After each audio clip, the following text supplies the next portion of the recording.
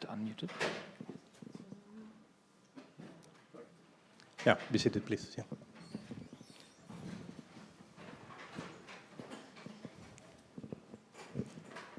Okay, so this is the final day. Do you want the door to be closed or open? Maybe, yeah. Yeah.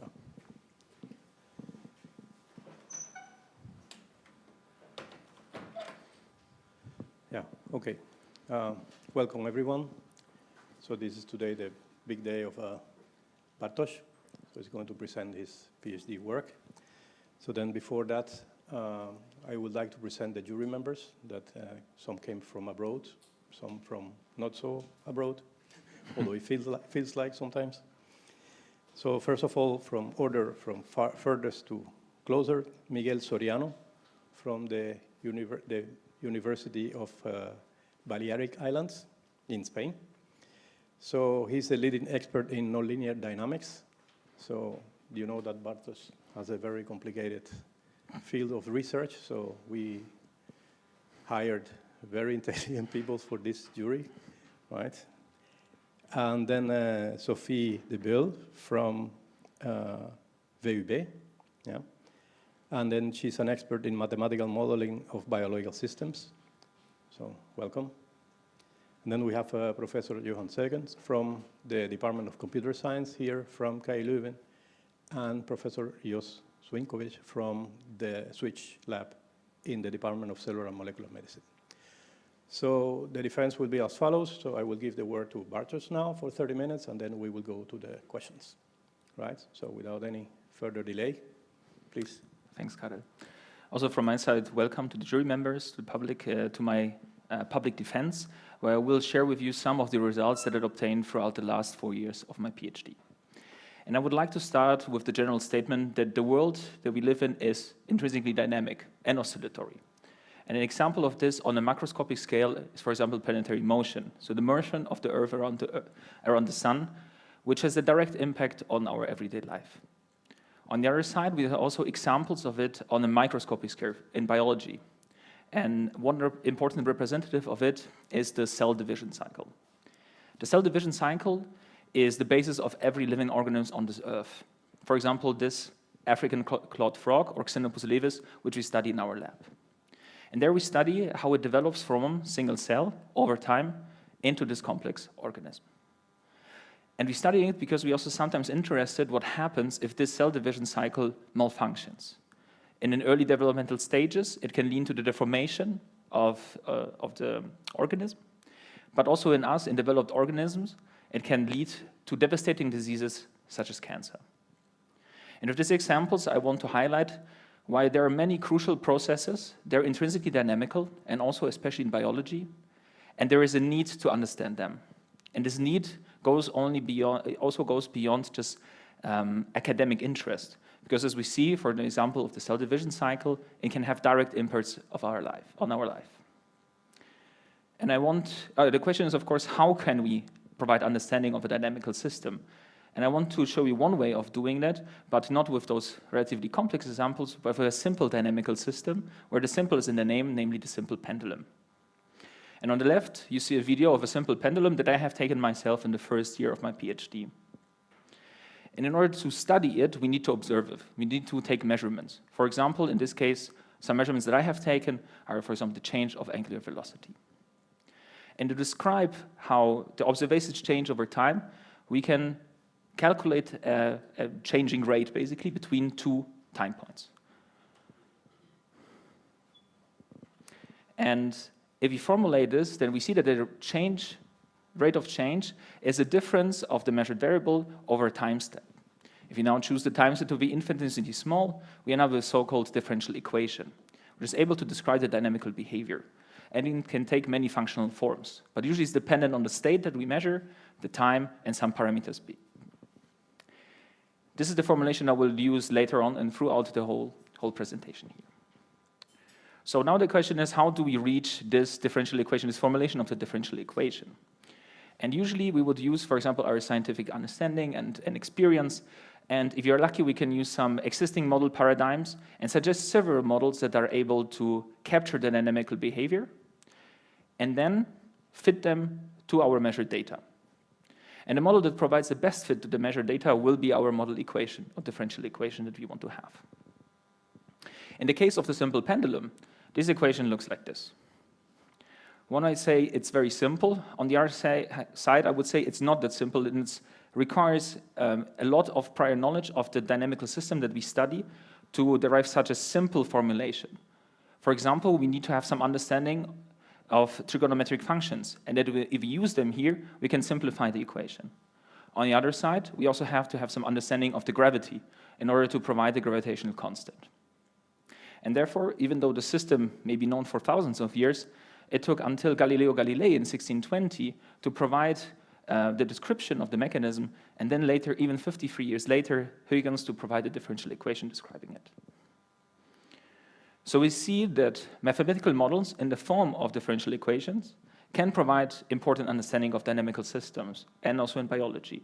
However, as we already saw with this simple system, it can be very difficult and challenging to obtain such descriptive differential equations. But what about the way more complex examples are presented in the beginning, especially in biology? And here we can use the recent development of data-driven methods. Data-driven methods, sometimes also referred to as machine learning or deep learning, gather structured data of the systems that we're interested in, and using an algorithm, they try to identify patterns and rules that can be translated, ideally, into differential equations. In my PhD, I have used two main methods. On one hand, sparse identification of nonlinear dynamics, or briefly SINDy, that has been developed in 2016 by Brunton and Katz. And on the other hand, also symbolic regression that was developed by Lipson and Schmidt in 2009. As you can see from the amount of derivative works, both of those methods have been quite successful and have gained quite a lot of interest in the scientific community. However, if you look at the amount of times that this method had actually been applied to identify models describing dynamical biological systems, we see that less than 4% of those works actually are using the suitable methods to do that. So what is the reason for this? Are there challenges?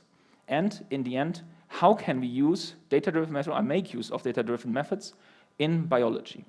And this is one of the main questions that also have been following me around throughout my whole PhD.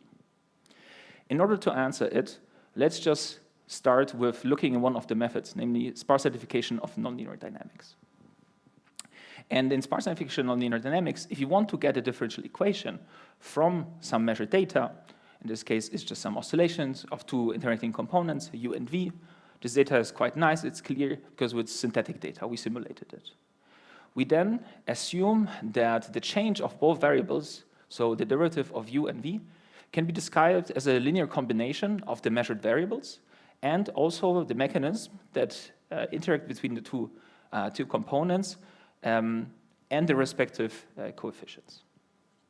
If you evaluate all those equations at every time point, we get to a system of linear equations, where on the left side we have the derivative, and on the right side we have the vector of the coefficients and the term library theta, which contains all the suspected interactions and mechanisms that we think might be responsible for the dynamical behavior. Afterwards, we can then apply sparse regression, which lets most of the coefficients that we see in the vector psi fall to 0.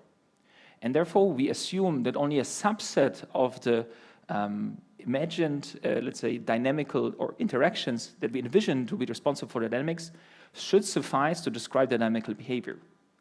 And then we end up with a differential equation. Why can we do this? Why can we apply sparse regression? Because we are following the paradigm of parsimony. Many physical laws can be described by usually very simple equations with only a few terms. And this is something we also assume to be sufficient to describe any almost dynamical system, only a few terms and simple formulations that can be interpretable. So as we've seen, this method has been very successful when applied to synthetic data. However, what happens if we apply it to some experimental data? In this case, we want to apply it to some glycolytic oscillations. And glycolysis is a very important process which allows cells to break down sugars, glycose, and transform into energy. If we now apply SINDy to this data set, we fail. And we fail on two levels. On one hand, we are not getting a simple representation, so we're not getting an equation that only consists of a few interpretable terms. And in the specific case for this data set, we actually fail to find a model that is able to reproduce the data that we provided to the method. So what is the case? What are the challenges that SINDy is facing when applied to biological data sets? There are three main blocks. On one hand, it's data quality and availability. On the other hand is the existence of strong linearities and the need for prior knowledge, and also the dimensionality of the system that we look at. Regarding data quality and availability, it means that most data that we provide from experiments has insufficient sampling or insufficient resolution. That doesn't mean that the experiments are bad. It just means that for SINDy, we have very strict requirements for the resolution of the data set that we obtain. Because, as maybe you remember, the target of the optimization, in this case, is the derivative. And in order to compute the derivative, if we have poor resolution, we will have poor computation of derivatives and therefore poor models. This is also linked to the existence of something called timescale separation and the existence of different timescales operating in a dynamical system. So we have sometimes processes that act very fastly or very slowly. So for example, in this case, it is the, you don't see that. So for example, in this case, is on the blue parts, we have slow rise or slow drop of a value. And in the green parts, for example, in the concentration, on the green parts, we have fast increases or fast drop downs on the concentration. And we have now insufficient resolution. We usually don't capture the fast changes accurately. And therefore, but they contain quite a lot of important information about the dynamical system. And therefore, if you don't capture it correctly, we won't get meaningful or satisfactory models out of the method.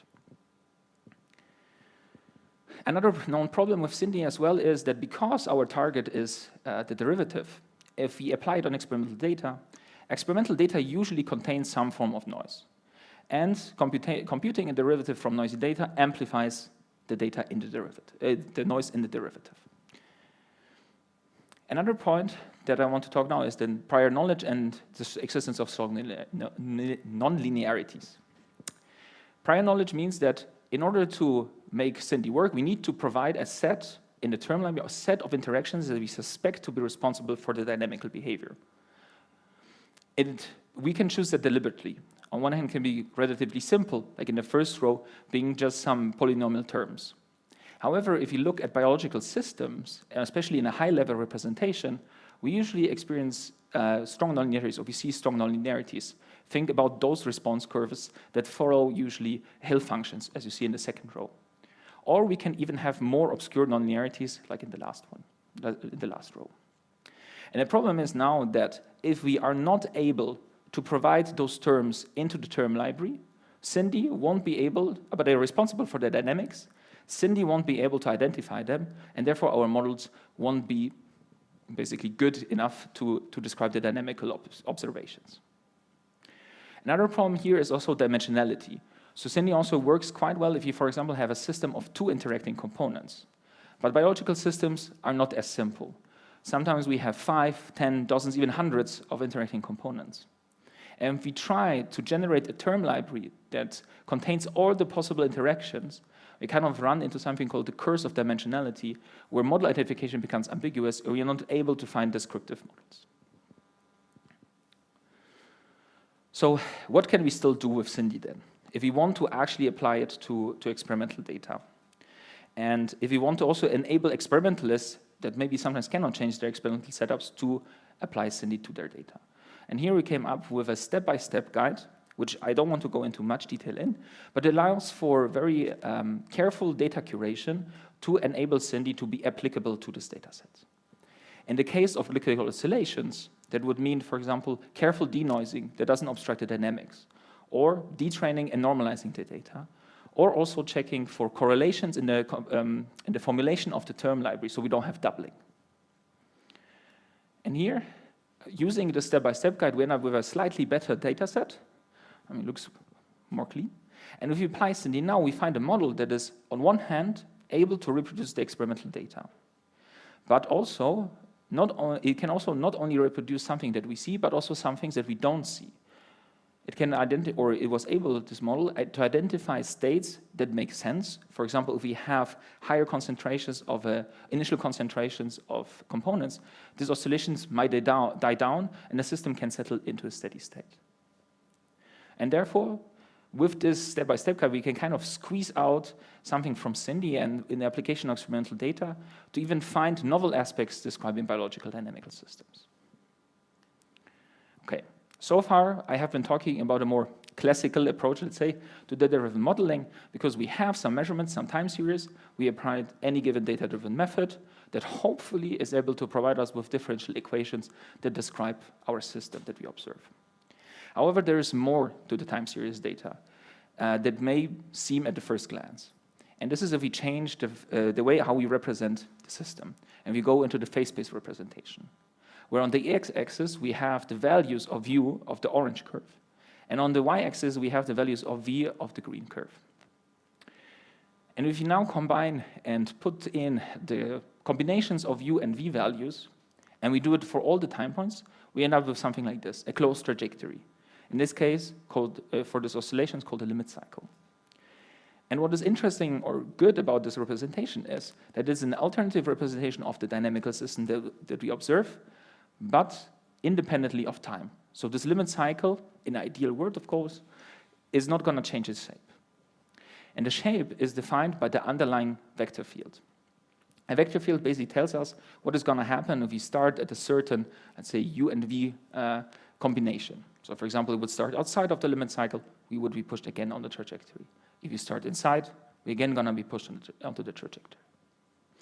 And the shape of this vector field is defined by two very important lines or curves, namely null lines. And null lines occur where the derivative of change or of the variables equals to 0. And if you look closely at the equations on the right, we can see that the functional form of the structures, of the null structures in the phase space, is very close to the actual formulation of the differential equations. That means if we use this alternative representation of the dynamical system with the phase space, and can learn the null structures, and from those get the equations out, we are only a small step away from identifying the differential equations. Okay, so how can we do that? How can we learn the null structure? And for this purpose, we can use neural networks, because we are not firstly interested in the model equations, but only in basically the shape of the null lines. Why neural networks? Because there are universal function approximators. They're usually set up in a way that we have an input layer that is connected with some hidden layers, with nonlinear activation functions, and an output layer. And the neural network basically describes the relationship between input and the output. In our case, we can provide all the possible data that we have at hand. In this case, it will be the information from the limit cycle, from the phase space, with some additional temporal information. So here we would plug in, for example, values of u and the corresponding values of v and the corresponding values of u that describe the limit cycle, and the additional temporal information, which is the little red arrow on the top. And if we train this neural network with all the data from the phase space and the time series, we basically learn the limit cycle with some additional temporal information. If we have set up this neural network, we can again proceed to the identification part. And how do we identify the null structure? Well, if you remember, the change of the derivative at the null equals to 0. So we basically can just set this input node to 0, and then if you provide some values of v, we will end up with the corresponding values of u that describe the null structure in the phase space. And this is a method that Nikita Frolov and I developed in our lab, and we deemed it computational learning and identification of null lines, or briefly CLINE. I know this has been quite technical for now, so let's move on to an example. And I want to show an example of some synthetic data that we have. So we have some time series. We know what the null lines gonna look like. One is cubic, one is linear. And for now, we can also forget about the linear one. It's, let's say, the less complex part, and we focus on the cubic null line. So if we set up the neural network in the way that we did before, we will see in green if we can approximate the shape of the limit cycle from the data after training, and also if we are able to approximate then the null CLINE if we set one of the input nodes to 0. So over time, the more and more training we provide over multiple epochs, we see that we are able to identify the relationship of the phase space on the limit cycle, and we are also able to identify the underlying null CLINE structure. So this is good, because if you use CLINE, we can overcome a certain challenges that SINDy is facing. And one of those challenges is again, timescale separation. So the difference between slow and fast processes in a biological system, for example, a dynamical system. If you look at the phase space representation of those, we see that for weak timescale separation, which means the difference between slow and fast is not that large, you get more of a smooth trajectory. If we have strong timescale separation, so large difference between slow and fast processes, we get more of a square limit cycle. However, CLINE doesn't care. CLINE, independently of the timescale separation, is able to provide the underlying null CLINE structure. Additionally, as already said before, SINDy usually struggles with strong nonlinearities because we need to provide them to the term library. However, because CLINE is a model-free approach and almost works with a minimal amount of prior knowledge, even such systems as you see here, where we have two strong nonlinearities in black and red, CLINE is able to approximate. Okay, so this is the first part. So now we are able to learn the null CLINE structure. But how do we end up again with the equation that is going to bring us closer to the actual differential equation? And here I want to revert back again to the example just before. I'm going to show you the two formulations of the null CLINEs. It doesn't really matter what they mean, but it's more to compare what the outcome of the different methods that I'm going to now apply to them is going to look like. So if we apply just simply SINDy, we see that we are actually able to qualitatively approximate the null CLINE structure in violet and brown. However, you look at the equation of those null CLINEs, we see that they look, I would say quite ugly. They're difficult to work with, and they only contain this kind of strong nonlinearities that are able to approximate the actual null CLINEs because we provided them already to the term library. So in order then to use CLINE and to get out functions, we can then combine CLINE and SINDy. But we now don't apply SINDy to the difficult task of identifying an equation from the time series data, but only on the null CLINE structures. What we see here is for the first one, we still are not there because we don't provide this kind of obscure nonlinearity, which is in this part here. However, for the other null CLINE, we are basically spot on. So now one might ask, why are we using still SINDy? There's something that is more flexible. Is there something that is more flexible and provide us some advantages? And there is. It's the aforementioned symbolic regression. And the symbolic regression works in a way similar to SINDy. However, we don't provide all the interactions that we suspect to be part or that result into the dynamics, basically. But instead, we set up which mathematical operators we want to use. For example, plus, times, minus, and so on. And symbolic regression structures the equation it wants to find in the form of these hierarchical trees, which you can read from bottom to top. And it is an evolutionary algorithm which uses mutation, for example, that changes branches of this hierarchical tree, or recombines certain branches, or eliminates those that it thinks don't belong to it, in order to formulate a symbolic equation that is able to describe the data that we provided it with. So the question is, why are we not straight ahead using symbolic regression?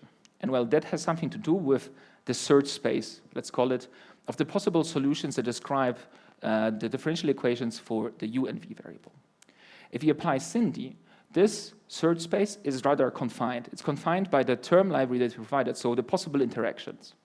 And if we are lucky and our collect solution is within the search space, even if there are not equally good, but comparably good possible solutions, our method usually will converge to the correct solution. And now, the problem with SINDy is, of course, if our correct solution lies outside of the search space that we have. And here we can use symbolic regression because their search space, or the search space of symbolic regression, is way larger.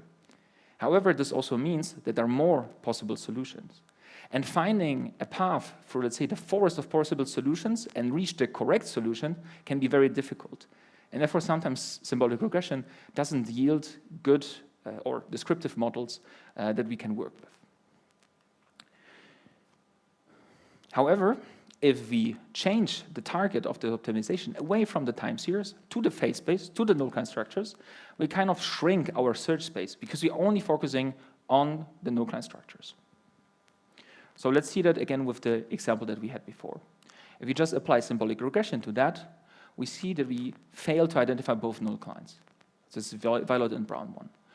The first one is a simpler formulation than the one we have from SINDy. However, it's not easy to work with, and it's also not capable of reproducing the dynamical behavior. For the second null-CLINE, you're already very close to the goal. So where symbolic regression really shines is when we combine it with CLINE, so CLINE symbolic regression, and, as I said before, apply it to just the null-CLINE structure that we have from CLINE. And here, if you compare the equations from right to the left side, you see that they're basically spot on. Okay, how can we now use it in identification of actual biological systems, because this has been only synthetic data. And here, I want to come back to the initial example that I had of the cell cycle oscillations or cell division cycle, which we study in vivo and in vitro in our lab. And from this, we can provide some time series data, in this case of important components, in this case of the cyclin-dependent kinase 1 that determines when a cell divides. And if you would set it up in a framework with CLINE, that would include that we generate a phase space of the data that we measured, we apply CLINE, we can identify therefore the null-CLINE structure, and then using symbolic regression, we can either identify the null-CLINE equations or go even a step further and find the model equations. However, what you might notice is that to generate a phase space, we are missing another variable. And this is something that often occurs, and this when we look at experimental setups. So either we are not able to provide the other necessary variable at the same time, or, for example, sometimes it's not even known which variable we need to measure. However, we need at least one additional variable, they can also be multiple, to be able to generate a phase space. However, let's assume that we are not able to fix our experimental issues. What can we still do? In this case, we can try to artificially generate a second variable with the use of so-called embedding methods. And also CLINE theoretically can also be used to do that. I'm not going to go much into detail, but it can. And for this case, if you use some embeddings, some initial results that I have show that we are able to identify the lipid cycle for the cell cycle oscillations, and also that CLINE can provide us with a null-CLINE structure that we can use later to translate it into model equations. However, the problem here, and also an open, let's say, question that we still need to answer is, how can we do that robustly? And is what we identify as the artificial second variable actually biologically meaningful? And how can we then reach actual model equations that describe the biological behavior? However, what you may notice, if we can fix those challenges, is that the setup is very flexible, because we can just apply it. It's not agnostic to the system that we look at. So, for example, we can apply it to some chemical oscillations from the famous Belousov-Jabotinsky reaction. Or we can apply it also to other oscillatory behavior, for example, between P53 and MDM2, where P53 is an important tumor repressor when facing or activated when cell damage occurs. And what it gives us, this framework, is that if we have those model equations, specifically in biology, we can either identify new interactions between components that we measure, or we can provide proof for their actual existence. It also teaches us some novel aspects, and also in a more unbiased way, because we all bias to certain mechanisms that we think might be relevant to describe the dynamical system. And additionally, a model equation in general, if it's a good model equation, of course, is able to provide us with some predictivity. So we can actually, for example, in the case of a cell cycle oscillation, predict if something goes wrong, how it's going to behave and what's going to happen. And now in the end, I would like to come back to the initial question that I posed. So how can we use data-driven methods in biology? And what have I done, or showed you here in this presentation? On one hand, we identified challenges. specifically for SINDy, but also for symbolic regression when facing experimental data in biology. Additionally, we provided we improved existing methods in the case of SINDy with the step-by-step guide that allowed us to identify meaningful models and to describe dynamical systems in biology, and with the example of the glycolytic oscillations. And lastly, we created a new method, CLINE, that is able to learn important information on the phase-space structure and is able to complement and enhance existing data-driven methods, such as SINDy and symbolic regression, to provide us with unique insights and novel insights into dynamics of biological systems. We also have been able to disseminate this to the public with a Python implementation of the CLINE method in the form of PyCLINE.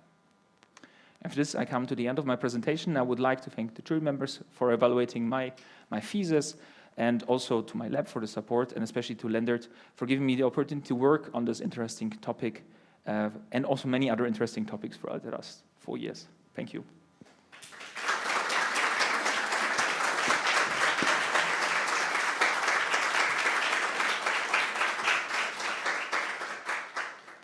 Thanks, Bartosz, for this very elegant, for sure, presentation. And now we pass to the questions. Professor Soriano, please. Right. Thank you. So I will start by saying that I found your thesis particularly interesting in the sense that you provided a very nice overview and useful overview of data-driven methods. So that was something very, very, very good. And what you did is to include the pros and cons of each of the methods.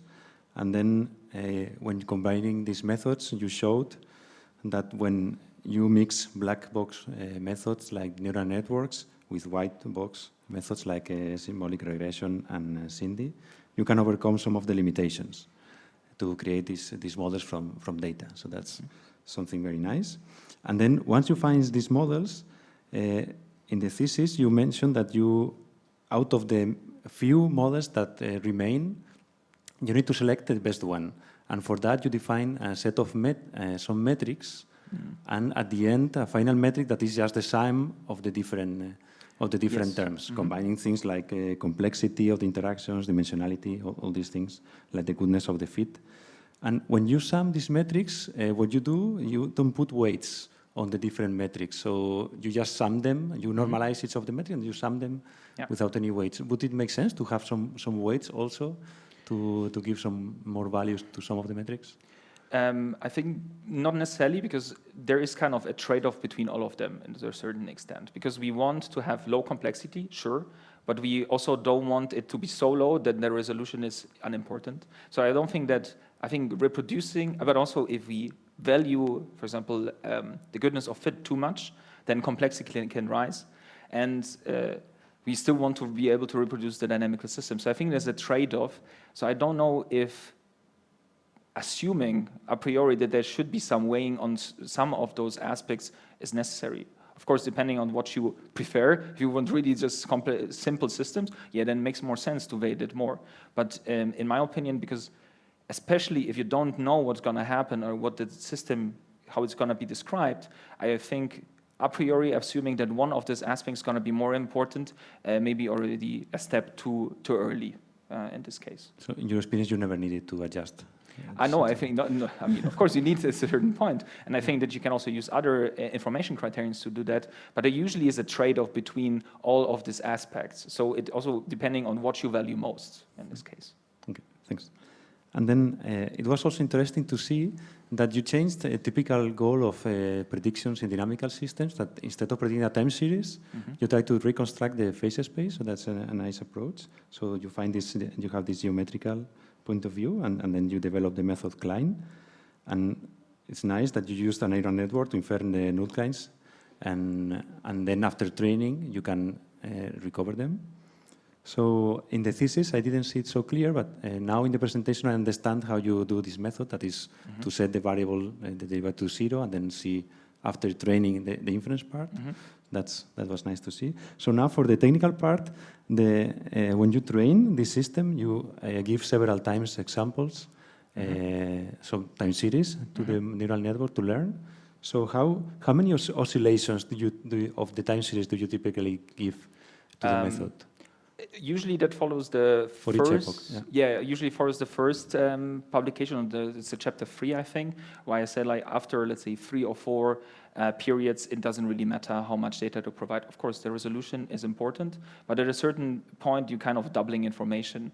So yeah, I mean, the more data, the better, but I think at least 4 periods should suffice to identify that. And in your case, when you have epochs, what do? You repeat the same data every time? Or? For the experimental data, you mean? I mean, when you train and you have several epochs, yeah. So in each of the epochs, you repeat the same data, or you need to collect? Yeah, yeah, exactly. It's always, I mean, different batches, but over the epochs, we basically only adjust the weights of the neural network, basically. Yeah, thanks. And in your thesis, you also mentioned that you study delay systems, right? So, yes. And I have worked with delay systems myself, so that was interesting for me to see that it could also be applied there.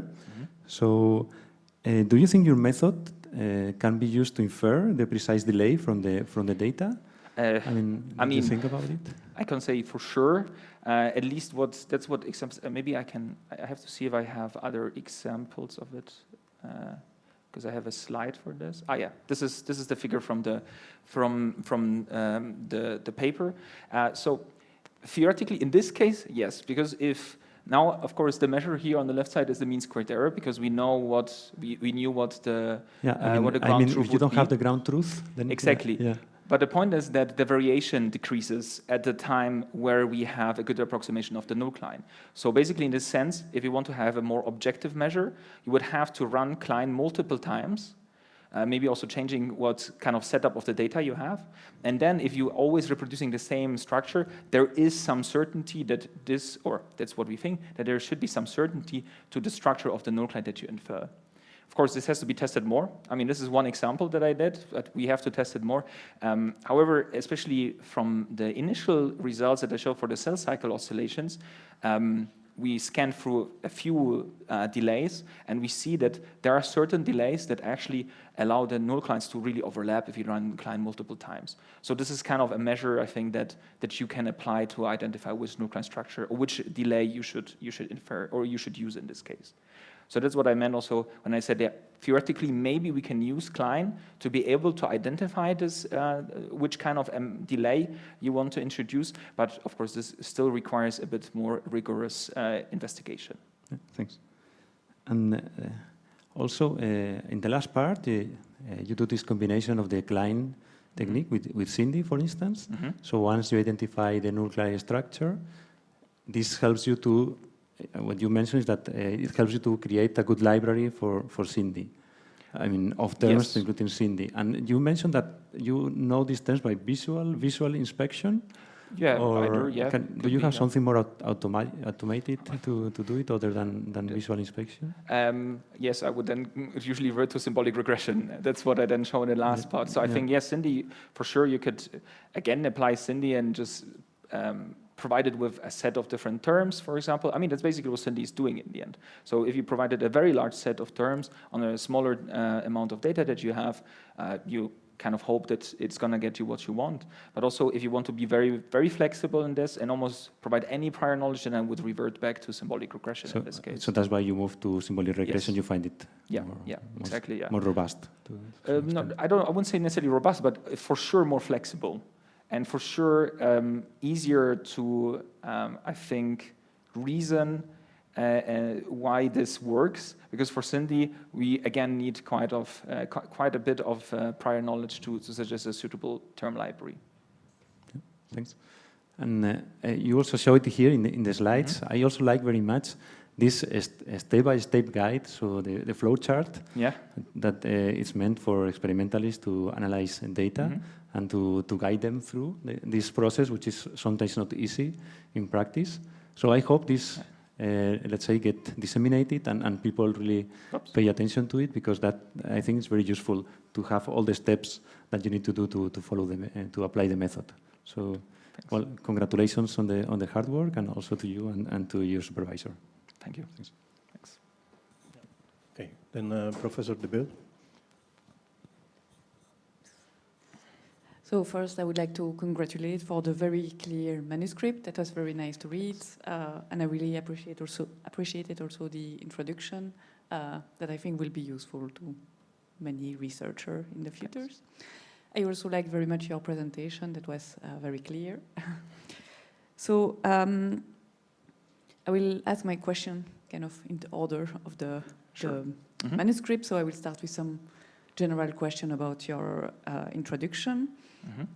And you try to define kind of precisely what it means understanding, which can be very a difficult task. It is, yeah. And I was a bit confused with your definition of what is a state for a dynamical system, I think in biology, or in a dynamical system more generally. So do I understand correctly that you define a state as like the different state would be the different possible behavior? So for Fitzhugh-Nagumo, I would have the limit cycle, the unstable fixed point, and some transient dynamics, or it's not really...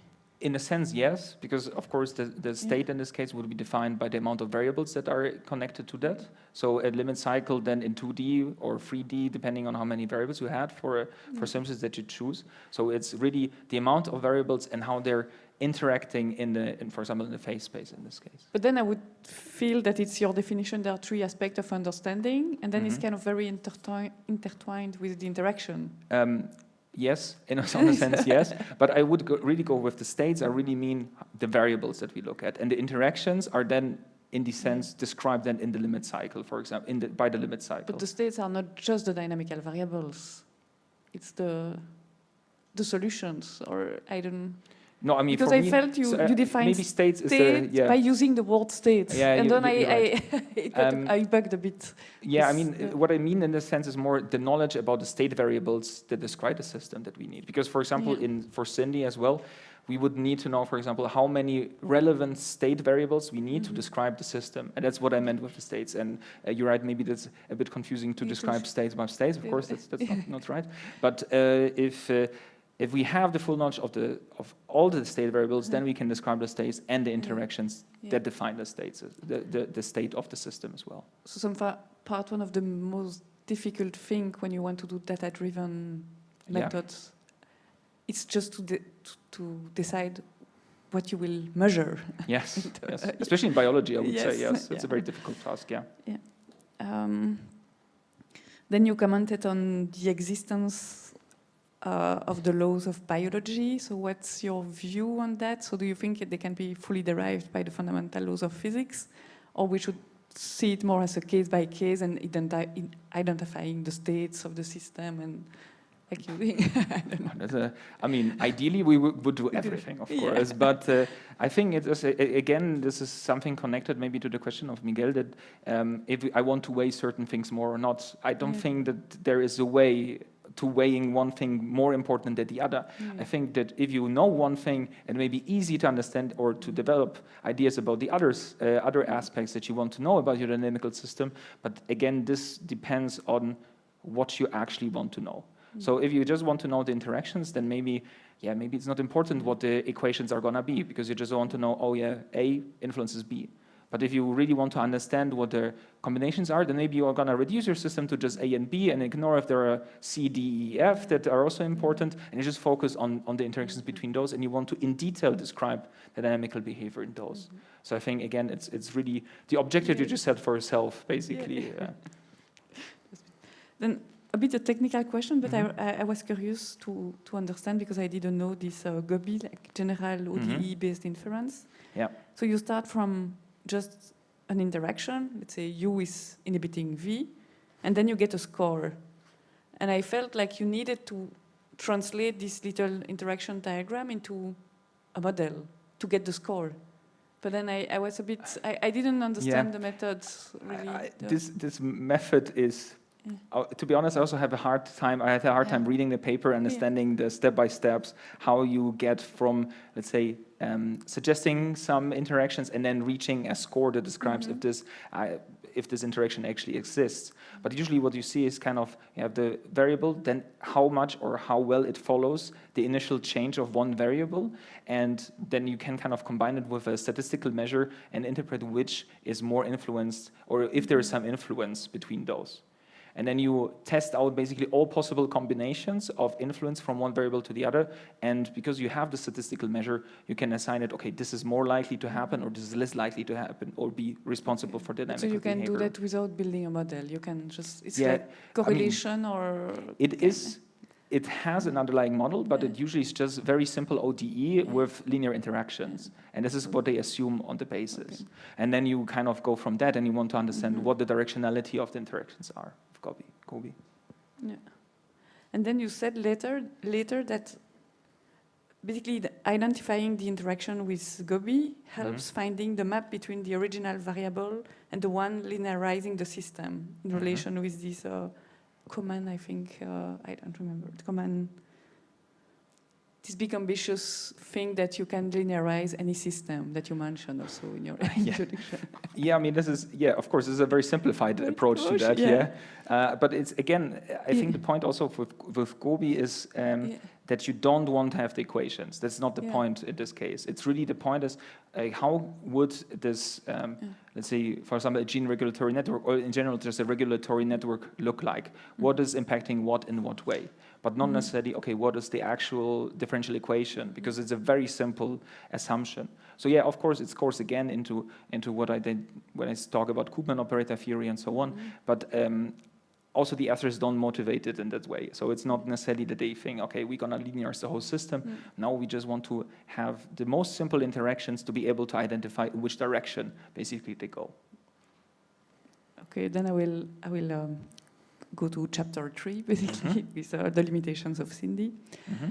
And then I was wondering, like this nice chart that you set up, now if you would have to, instead of looking at Fitzhugh-Nagumo, you would want, for instance, look at generalized Lotka-Volterra models. Do you think it would work, applying your chart? I think so, yes. I would say yes. I mean, Lotka-Volterra, so predator-prey dynamics, this is usually the, let's say, the generic example that most of SINDy or works around SINDy are actually using. They're usually also using some very old data sets of, I think it's lynx and foxes, I think. The interaction between those from the 30s that they measured, I don't know where, I suppose in England somewhere, and they have kind of oscillations, and they'd say, okay, it works great. But the point with those data sets is that, I mean, the generalized one, you can as well adjust the timescale separation, but it works well as their generic example because the timescale separation is weak. So you have really more sinusoidal behavior, and therefore the inference, I mean, you could use my step-by-step guide actually to improve that, but usually for this kind of data sets that have very weak timescale separation, that sometimes already suffices to apply SINDy to them. And even in the case where you don't have oscillation, if it just goes to a steady state and you have just transient dynamics, it that's would also possible, work.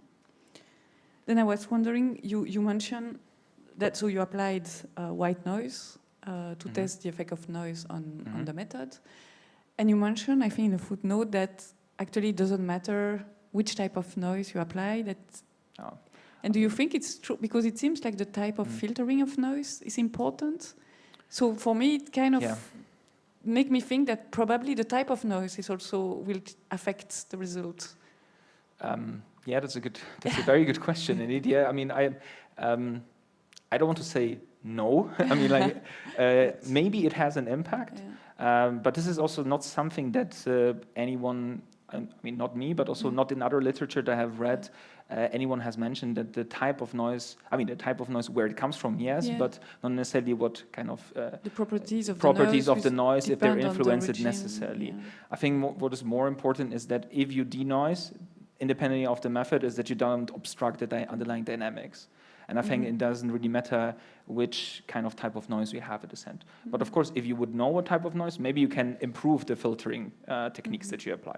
That's for sure possible. Some of them have certain assumptions of the, for example, distribution of the noise. So and then moving on to the chapter 4, that I really like this idea of not trying directly to build a model, but to try to reproduce the feature of the phase space. I thought it was very original and cool. So I had a question. For me, it was not very clear, like in your figure 4.3. Mm-hmm. I don't know. So you have an image where you apply different threshold, and then you get different heat maps, Mm-hmm. basically. Yeah. And then you have an aggregated heat map. Mm-hmm. And it was not very clear. For me, you want to do the aggregated one because you don't know, like this minimal threshold you apply is here, you say it's because you know what's the smallest parameter. Exactly, so yeah, you can, yeah. but so if you don't have this knowledge, I mean, you could, for me, still build the 3 images and then visually look and see, oh, on Yeah. this one, it looks more neat. Yeah, more neat or less neat. But this is yeah. again coming, I think this also comes again back to the problems of SINDy. So, Yeah. and we used a basic formulation with, in this case, sequential thresholding. Yeah. We need to have some, we need to vary it. And the aggregated one, I have to now remember what I did with the aggregated one, but usually that would mean that I kind of combine, and I know at which point I kind of can use this threshold or not, because they sometimes will overlap, and sometimes south features gonna reappear if we have different thresholds that we apply to the data. And do you think, like here, you have these vertical lines that come from the simplification of some terms or some shifting of the data? Do you think, like sometimes you can get patterns that are much more complicated than these vertical lines and that obstruct, that you make you not see these null lines? Or that can have for sure happen. I mean, I think that if you already look at the example that is later with the glycolytic oscillations, with the model that I used there, the phase space is very complex, and then you of course run into problems when you try to infer it with SINDy. But I think again this is something to do with the limitations of SINDy. That's why also I hope that there is like a logical progression, and we kind of build up from the idea with SINDy that we see, but we know about the problems that SINDy has, and therefore we move away in this case to just be a bit more flexible and free, and don't have this model fixed, let's say, approach. And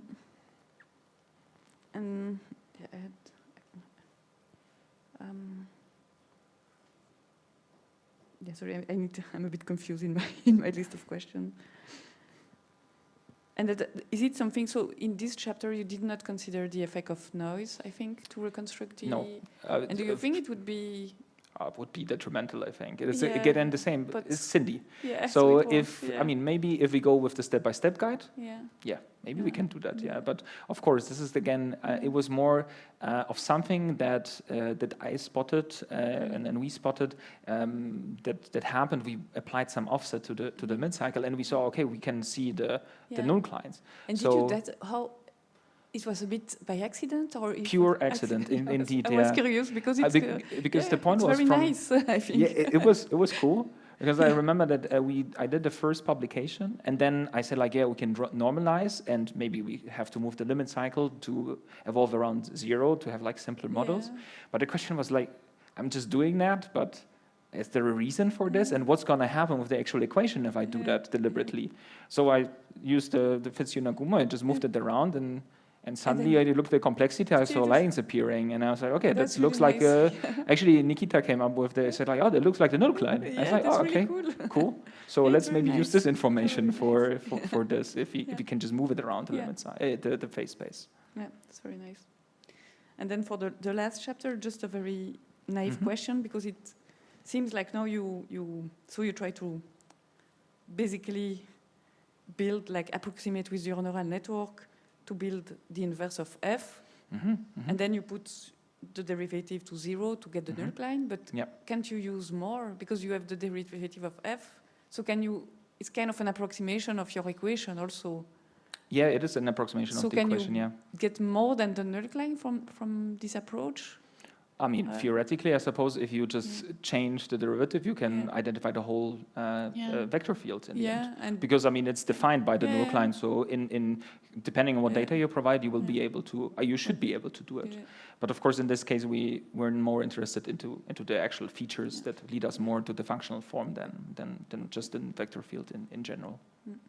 And I have maybe a last question. So you have developed very nice methods. So what would be the coolest biological question you would want to solve with these methods? I mean, I cannot say anything else than cell cycle oscillations, and then provide a good model for this. I think this is also what I think this PhD has changed over time, and I started with the initial title, Data-Driven Model Discovery of Cell Cycle Models. And it kind of went in a different direction to understand why the methods that we have at hand don't work, and it's kind of lead this way. So I still would like to come back to the cell cycle oscillations and actually apply it. So that's why also I have this initial results with CLINE already on some of the cell cycle oscillations. Because this is, I mean, also, when working with Lendert, I don't know if we can focus. I mean, we focus on many dynamical systems, but the cell cycle is still the main important one. Yeah. Thank you. Thanks. Yeah, thank you, Bartosz, for giving a very nice and clear overview presentation. I also especially like the cover page of your thesis. It was beautifully designed, and also P-CLINE, the N corresponding to the null CLINE. Is also wonderful, I think. Yeah, so that was also a nice contribution of your thesis, I think. Congratulations that you were able to combine symbolic regression with a SINDy technique through this original methods. I still have a few questions. So the first one relates to the sparse regression that you mentioned at the beginning, and with the L1 regularization. So you mentioned that one of the problems could be, it delivers a sparse solution, but it's maybe not as sparse as you would hope for. But in the literature, there are also techniques who deliver sparser solutions. If you work with LQ regularization, and Q is smaller than 1, between 0 and 1, with L0 being the sparsest solution. So there are also a number of techniques. They are not convex anymore. L1 regularization is convex. But could that be a solution to the problem as well? I think... suppose you would get a sparsest solution. Would that be the true solution then for your problem? That's of course, I mean, if you work with experimental data, then I think finding a true solution is also a difficult task. But I think for this, I didn't focus that much on that, on the technical aspects of SINDy, because there's already work also by Brandon and Katz themselves that looked at different ways of optimizing, or which optimization algorithms actually provide a good approximation of the system that they look at. So they compared, for example, Lasso. I mean, what they used originally was the sequential thresholding with least squares, so L2, but they combined Lasso and elastic net. And also they looked at something that they called sparse relaxed regularized regression, so SR3. And this is a kind of, again, including the L0 norm in the formulation of the system, and they argue that this is the best. But also what they say in these manuscripts is that if you just purely use L0, I mean, I didn't confirm that, of course, myself, but if they use L0, if we have a large library, that it kind of becomes intractable. That's at least what they called it. And for Lasso, actually, also in this publication, they mentioned that for most times when they applied SINDy with Lasso or L1 normalization, they kind of had a lot of terms which are very, very small, but they were not exactly zero. So they didn't know which one to exclude in this sense, because even if it's a small contribution, but you have 20 small contributions, maybe the sum of them is actually important for the dynamical system. That's why I think also reverted to the additional L0 norm and relaxed the problem that they looked at. Yeah, you also had a slide where you mentioned some problems that you have to face, like the data quality, strong nonlinearities, dimensionality of the problem. Now, another thing which seems to be important from my perspective is also the qualitative type of behavior or dealing with nonlinear systems. So you can have several types of behavior, like a single equilibrium, multiple equilibria. Yes. Limit cycles, or in higher dimensions, chaos, hyperchaos, and so on. Or would it also be possible to equip the SINDy method with some additional constraint or prior knowledge? I suppose you could kind of characterize that your qualitative behavior is a limit cycle. Could you then impose it as additional prior knowledge? Are there techniques to do that? Or, oh yeah, there are techniques. Could you do that for your methods? So yeah, I mean, for sure there are techniques, and especially with SINDy, there is, again, an extension, again, suggested by Brandon and Katz themselves, which is called constraint SINDy. So you kind of evaluate to have a right side of the equation, and you know what kind of components or behavior you want to expect. Sometimes you can also infer directly, like, oh yeah, this variable cannot be less than 0, for example, and so on. So more like a physical constraints. Let's be mass conservation of mass and so on. There are methods to do that. I haven't used them here. Of course, some assumptions can be made as well about biological systems. We will apply them to experimental data. However, what I really wanted to do is be as less biased as possible. So of course, it doesn't mean that we should ignore some assumptions, but yeah, you could equip SINDy with more knowledge that you have. And I think what I then tried is actually with the second paper is to do that. So if we have some knowledge about the phase space, we can again go back, we can use it to constrain SINDy and then be able to identify an equation that describes the dynamical behavior. Then another aspect is a question related to the limit cycle, and that is a key topic of your thesis. Now, in all linear systems related to limit cycles, you can have also several situations. You can have a stable limit cycle, but you can also have a situation of a so-called half-stable limit cycle. So that would mean if you start from a particular initial condition, yeah, you may either reach the limit cycle as the limit set, or you may diverge from it and become unstable. So for nonlinear systems, the role of the initial condition is also often very crucial and very important. So how do you deal with initial conditions in your method? Can you take into account different initial conditions, or can you also deal with distinguishing between stable and half-stable limit cycles, for example?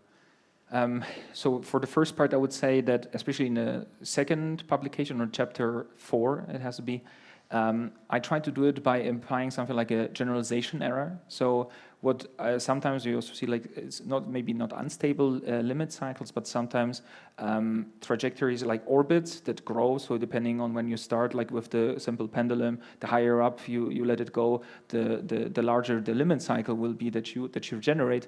So we wanted to have actually something that reproduces the original observations again and really converges to the limit cycle, which in case if you would have a half stable one, so we scanned multiple initial conditions, and then we calculate the error to the limit cycle that we had from the original data set. And of course, if we don't converge to that, then the error is going to explode. So that would basically lead to a very poor coefficient or evaluation in this case.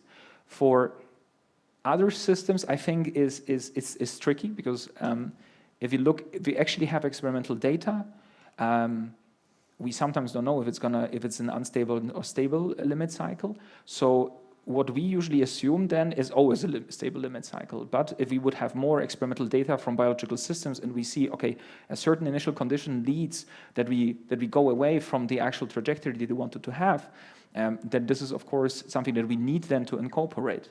And especially for SINDy, this is possible because you can kind of build a larger, let's say, optimization problem, and you extend the system of linear equations by the additional states that you observed, and just add data to it, and then you have to find something that actually combines all of it at once. A last question. Yeah, you mentioned the use of neural networks. Now, my question is related to non-uniqueness of representations, both of the model and also of the system. Like here you show two state variables, u and v, but you may transform them to new state variables, so like u prime, v prime, and still have limit cycle behavior, or also for your neural networks, you can do permutations of the neurons, for example, and still get the same input-output behavior. So there might be an identifiability issue with the model. So how do you deal with that, particularly in the context of the null clients? I mean, doesn't that have an effect when you work with the neural networks for identifying the null clients? I mean, does it always go right that you detect the right shape, or could it be that so that's not the case? I will answer it in multiple steps. So on one hand, of course, I think in general what I didn't cover, and this is another topic, and I think it's so large that I think it just requires a lot of time, is in model identifiability for sure, but it's also again already a problem with SINDy. It's not only connected, of course, to neural networks, but what we have here is, for example, for CLINE, as you said, we could, I mean, maybe not U prime, V prime, but also from which direction are we looking at the null CLINE? How does it represent? So because now I have, for example, as input V variable and the change of U, and I want to learn U, but you could also switch everything around and choose a different type of input. And I have a slide for this somewhere. Yeah, here. So basically, if you study both of them, so you can basically choose which kind of inputs you're gonna use here. And what we see, especially if we have kind of, I mean, in this case is that I looked at, of course, we see that there is specifically, if we have a linear one, then it doesn't really matter because it's gonna always be the same null CLINE structure. But we have the cubic one, it depends from which side you basically look at and how we formulate the inputs of our neural network. And also, yeah, I mean, you're right, there could be some issues with identifiability, but on the other hand, sometimes you just, I mean, I always think, and this is maybe my different way of thinking in this sense, I always think about the experiments and what do we get. And if we have experimental data, we cannot change what we get. So we have to work what we have at hand. And therefore it's kind of, yeah, for this case, maybe it works. But of course, if we have an experimental data set, sometimes we are not even able to find something that would maybe reject our hypothesis unless we do more experiments and try to go in this specific direction and look, oh, is this actually working if we change this and this? But this is, yeah, theoretically maybe possible and should maybe be done. But if I think about it really in biology, that this is sometimes very difficult. Yeah, maybe a very last question. Yeah, you have shown the limit cycle. Sometimes this may result from a hop bifurcation. Mm-hmm. So is it also possible that you could identify maybe the whole bifurcation diagram, because now you focus on one particular situation mm-hmm. where you fix one set of parameters of the system, let's mm-hmm. say, but often in interest in all linear systems is also when you modify a parameter, then you mm-hmm. want to see how are the properties of the system changing, and this is then related to the bifurcation diagram. Mm-hmm. So would that also be possible that you, for certain all linear systems, that with your method you kind of identify the whole bifurcation diagram on top of what you have now? That would be great, and maybe we can do that. But again, as you said, like if you vary one parameter, and this is again from a theoretical perspective, but in experimental perspective, I think that's sometimes difficult to just vary one parameter. There's again more experiments, so that's why I think we focus really on, okay, we have one set of parameters, we have a system that behaves in a certain way, can we learn something from it? But I think that it should in principle possible if we vary one parameter of, let's say, the Fitzhugh-Nagumo, and we scan through it, then we will learn something about where the onset of the bifurcation is and how it behaves afterwards. But I'm not 100% sure if it's gonna be true for everything. So I think if you have something, some dynamics, you will learn something. But what it is, I cannot tell you immediately. But in principle, it should be possible. Yeah. Thank you very much. All right. Almost finished. I've had the privilege of following you for quite a few years now, and it's been a very interesting ride for me. The topic has been of great interest, not necessarily one of great expertise, but I've learned a lot. And I found your presentation today, again, fantastically clear and inspiring to me, actually. I wanted to more like reflect on some of the aspects. Things that have already been touched upon is that often we have partial understanding of the system, right? We have partial equations. Yeah. And what we need to find out is if what's missing is noise or what's missing is actually another law. Mm-hmm. Do you think that your methods can help in kind of, you know, defining that border a bit more? Probably to a certain extent, yes. And I think a combination, as you said, because if you know some laws, and a combination, for example, with noise or behavior has already been done, and there's something called universal differential equations. So they basically represent part of the function that you know with actual symbolic expressions, and part of it is, for example, approximated with a neural network. And what you try to reproduce is the overall behavior, but if you don't care necessarily what this little part actually, if you want to find an equation for this little part, then you can just approximate with a neural network. But yeah, I mean, in the sense, I would say like some of these parts that I said here, I kind of also contributing to this overall method already. And if you can provide some information, for example, the null clients and so on, maybe you can find better even formulations for the part that you know, and the rest that you have to approximate the neural network can become smaller and smaller. I think one of the, in the question became clear to me is that you, like many people that analyze data, you know, you have too much respect for the experimenters. So you know, from an experimental view, I think the cool thing would be is to combine the two, right? Is can you come up with a set of perturbations to add to the experiment that would help, you know, decide on a model?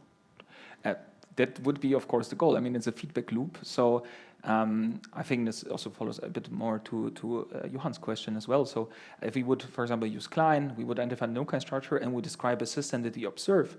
We would, of course, have this model, and then we would say, okay, we know what the structure is. Let's now use the wide range of tools that we have to study this nonlinear system. And then we can say, okay, here we think there might be a bifurcation, or here the system is gonna behave differently. So let's go back to the experiments, let the experimentalists do their magic. I think I have respect because I don't understand anything about experiments to a certain extent, but then let's work the matching, and hopefully the data that we get out is either being able to confirm it, or it's just something new that we can add to the method and provide more understanding and maybe come up with better models. But I mean, it's already, I mean, this feedback loop I kind of implied, let's say, in the presentation. I mean, I think, examples where this has really had impact. Non-uniform data sampling, where you try to sample more where there's more change. I mean, in some instruments this is built in, and that only comes from this kind of interaction, right? Yeah. It's only when you fit data that you would be annoyed by the fact that there's large gaps, right? I mean, otherwise you would never. Another part where relying on data, this arbitrary distinction between what is signal and what is noise in biology, it causes me sleepless nights, because I think sometimes the biology is actually the noise and not the signals. And I'm kind of wondering here, like, you know, is that part of our failure to model these complex systems? Is that because we still try to separate the two? Some of it's measurement noise, I agree, of course, but some of this is maybe the biological system's robustness and so on relies in these noisy behaviors. It's a difficult question for me to answer, but I think yes, and to a certain extent, yes. I think that if you have noise in the system and it's very sensitive to noise, then you don't have a robust system, of course. So you kind of expect that it has to be susceptible to a certain level of noise, and this is intrinsic in the system itself. How you can use it to learn something from the system, I mean, that's another PhD, I would say. I mean, I think that people do that. Well. I mean, I think actually, Sophie, and you did something with like extracting noise from microbial data and trying to learn something for example, at the combination of like gut bacteria and so on. But I mean, this goes a bit over my head at this point. I think that another 4 years, maybe yes. Don't worry about it, over mine too. Maybe switching gear completely, what you've done is, I mean, I find it bold because moving past sort of machine learning as black box into this realm is, I think, where we should be going. And many people are very happy to play in the black box and stay there because this is harder. So that I find bold. But I think the other part that's bold about what you've done, and maybe you didn't realize when you got into it, is the dialectic of the people around you in a biology environment, and especially on a medical campus, is completely different to what you do. So it's true interdisciplinary research, right?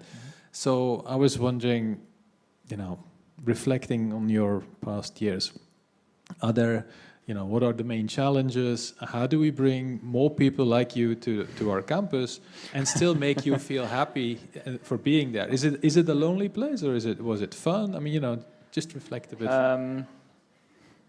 How do we bring more people to the campus like me? I mean, I don't know, my brother is still there. You can try to catch him if he wants to do it. Also, that depends on Leonard. I think what are the main challenges of people? I think sometimes it's just that, as you said, maybe it's not the black box, but let's say people want to stay in the realm. And it's of course, it's scary to go sometimes outside and try to find something that you have difficulties understanding. But I think more interaction and also more people that work also on mathematical modeling in our department, let's say, would be nice, I think. And I have to say that to a certain extent, this experience has been fun, but especially like in the first year, because I think I have to say, I mean, I'm going to say it in acknowledgement, so I can say already, I think a very important fact was that actually Nikita came into the lab who has quite extensive experiences with machine learning. So what I was kind of like the first PhD student of Lender that tried to do kind of this stuff, and it was easier to kind of, if you can play ping pong basically with ideas with someone else. But I think that there would maybe necessarily be more connections, or we wouldn't need more connections also to VIB. I mean, you're part of VIB, and I don't know if you're part now of Leuven, what was it, VIB AI, but it would be nicer to have more connections with those people as well.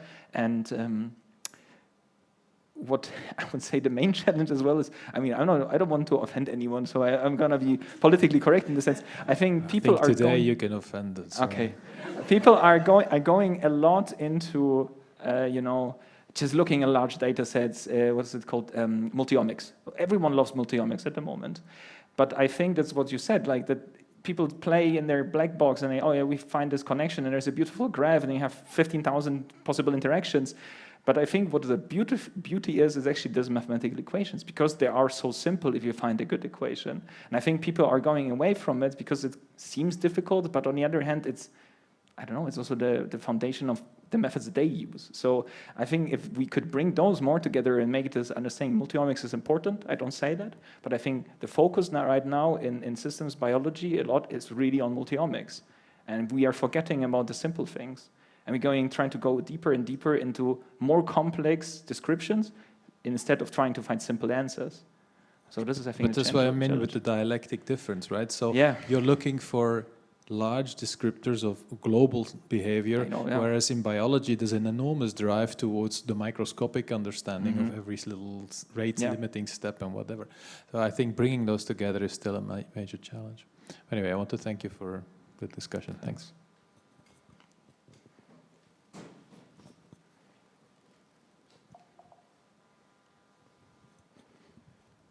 Thanks a lot for jury members for their questions.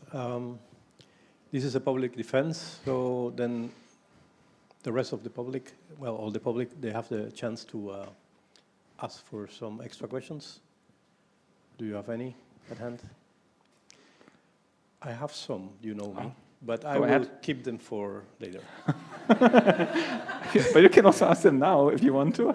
No, I was puzzled by I had the point of the noise, because this has been our work for 5 years already, you know. So, and it's really picking up of the fact that the noise is what is important for us.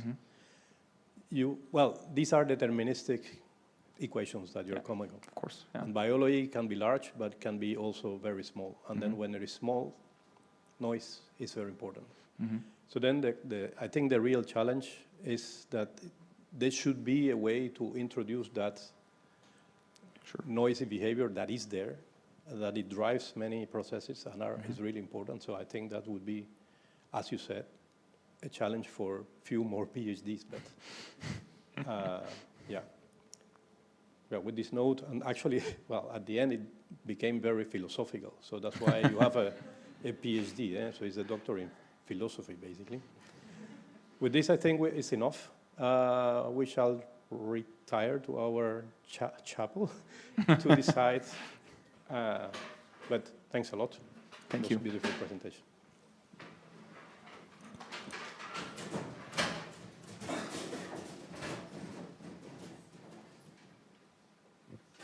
Thanks.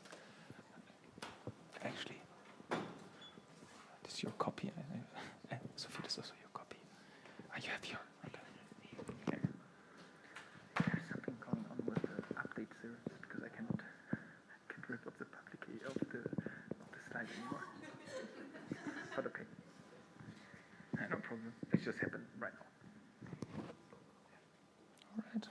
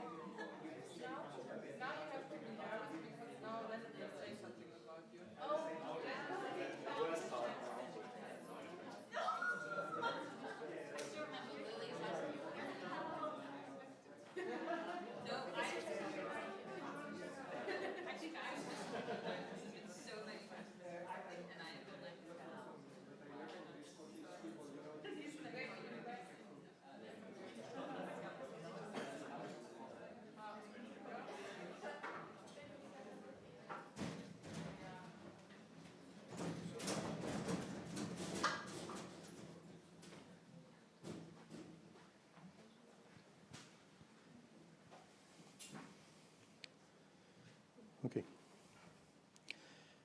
On behalf and under the authority of Professor Severin Vermeer, rector of KU Leuven, considering that Bartosz Michał Prokop, born in Krakow, Poland, on the 13th of March 1995, is a holder of the Diploma of Masters in Mechanical and Process Engineering issued by the Technical Institute of Darmstadt in 2021, considering that Bartosz Michał Prokop affirms their commitment also in the future in accordance with the basic principles of research integrity as described in the ALEA European Code of Conduct, reliability, honesty, respect, and accountability.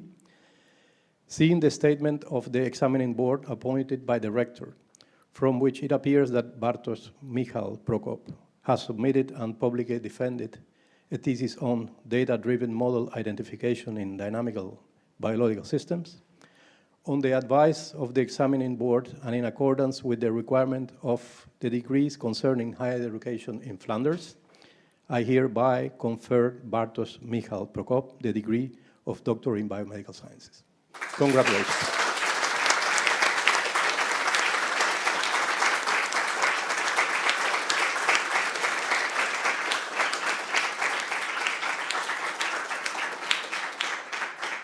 So, I guess the promoter is going to say a few words.